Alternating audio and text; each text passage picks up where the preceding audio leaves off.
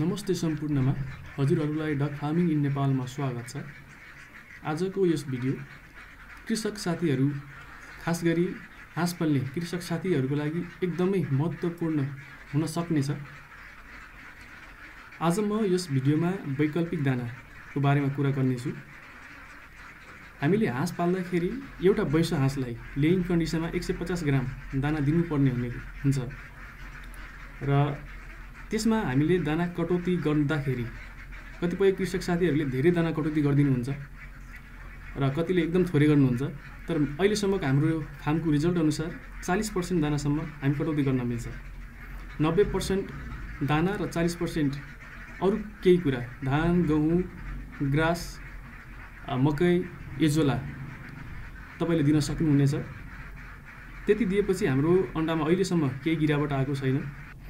र अहिले तपाईहरुले हेरिराख्नु भएको यो पानीमा जुन हाँस तैरिराखेको छ र एउटा हरियो के देखिराख्नु भएको छ, यसलाई एजोला यानि कि हाम्रो भाषामा जलकुम्नी भन्ने गरेको हुन्छ।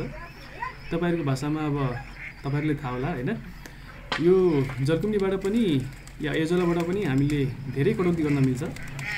हाम्रो हाँसले लगभग 40-50% कटौती हुन्छ एजोलाबाट।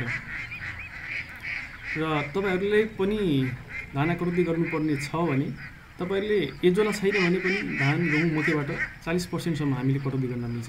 र त्यो कटौती गरेपछि हाम्रो अन्डामा केही पनि गिरावट आउने गरेको छैन अहिलेसम्म।